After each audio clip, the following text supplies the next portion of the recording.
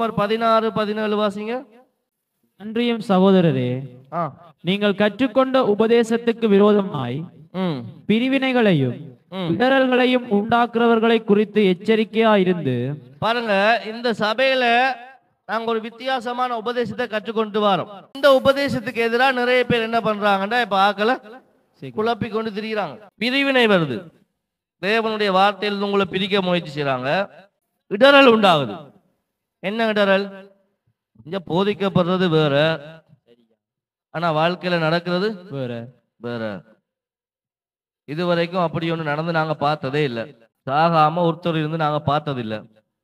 ஆனா எங்க சபையில என்ன போதிக்கப்படுது? நீங்க சாகாம இருக்க முடியும் என்று போதிக்கப்படுது. சாக கூடாதுன்னு சொல்லல, சாகாம இருக்க முடியும் முடியும். நீ கஷ்டப்பட கூடாதுன்னு சொல்லல, நீ கஷ்டப்படாமல் இருக்க முடியும் முடியும் என்று சொல்றோம்.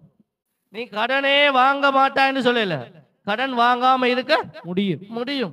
அதுவும் முடியும், இதுவும் முடியும் முடியும். நாளைக்கே நீ சாகணும்னு நினைச்சா தூக்கு போட்டு சாகவும் முடியும் முடியும். என்றைக்கு சாகாம இருக்கணும்னு நினைச்சா சாகாம இருக்கவும் முடியும் முடியும். ரெண்டுமே முடியும். அல்லேலூயா. வாச சொல்லிட்டே நான் சாக மாட்டேன், அப்ப என்ன செய்ய போறேன்? ஒரு பஸ்ஸுக்கு முன்னால போய் நின்று பார்ப்போம். அடிச்சு தூக்குனாலும் நான் என்ன செய்ய மாட்டேன்? சாக மாட்டேனே. சாக கூடாதுல சொல்லி வச்சிருக்கிறேன். உன்னை டிப்பர்ல உன்னை நேரா மோதி பாப்போம். ஒரு காண்டு உன்னை மோதி போட்டு, பாசர் நீங்க சாக மாட்டேன்னு சொன்னீங்க, என்ன பிள்ளை செத்து போயிட்டான் பாசர்னா நான் ஒன்னும் செய்யலாம். சாகாம இருக்க முடியும். எல்லாம் சொல்லுங்க, சாகாமல் இருக்க முடியும் முடியும். அப்ப நீங்க வாழ்ந்து காட்டுங்க பாஸ்டர். நாங்க அதுக்கு அப்புறம் நம்பர் ஒன்று கேட்டீங்கன்னா, நான் வாழ்ற வயசுல நீங்களாம் செத்து போயிருவீங்க. எனக்கு 100 வயசு வரை இதுல எத்தனை பேர் இருப்பீங்க? கை வைத்துங்க பாப்போம். பரவாயில்ல, கொஞ்சம் விசுவாசத்துல இருக்கு. நான் போயிடுவது. நான் அடுத்த வருஷமும் அதுக்கு அடுத்த வருஷமும் இருக்கிறேன். நீங்க 100 வயசு மட்டும் என்ன செய்ய போறீங்க? 100 வயசு மட்டும் என்ன செய்ய போறோம்? இருந்து இப்படியும் சில பேருக்கு இருக்கு. இருந்து என்னதான் செய்ய போறோம்? அங்க போயிடுவோமே. இருந்து ஒண்ணுமே செய்ய முடியலன்றதுக்காகத்தான் சில பேருக்கு அங்க போயிடுவோம் விருப்பம். இருந்து எவ்வளவோ செய்யலாம். அல்லேலூயா அல்லேலூயா. இருந்து எவ்வளவோ சாதிக்கலாம். ஆமென். ஆமென். இருந்து வாழ்ந்து காட்டலாம். ஆமென். அல்லேலூயா அல்லேலூயா. பிள்ளைகளின் பிள்ளைகளையும் அவர்களுக்கு உண்டாகும் சமாதானத்தையும் பார்க்கணும் நம்ம. ஆமென். ஆமென்.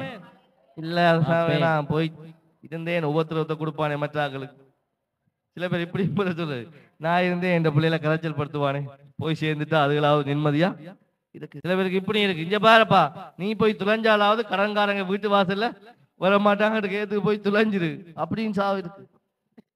இது எல்லாவற்றையும் மாற்றுவதற்கு ஒருவர் உண்மை உள்ளவராக இருக்கிறார். அல்லேலூயா. நீங்க கேட்கிற உபதேசத்துல நிலைச்சு நிக்க பழகணும். முதல் ஆமென். ஆமென். வார்த்தையில வேறொன்று தெரியணும். வார்த்தை வசனத்துக்கு எதிரான உபத்திரவம் வரும்போது அங்கதான் தேவன் உங்களை சோதிக்கிறார். அங்கதான் தேவன் உங்களை புடம்புறார். எத்தனை பேர் என்னுடைய வார்த்தையில நிக்கிறாங்கன்றத பாக்குறார். நிறைய பேர் வார்த்தையை கேட்க உற்சாகம் அடைவாங்களாம்.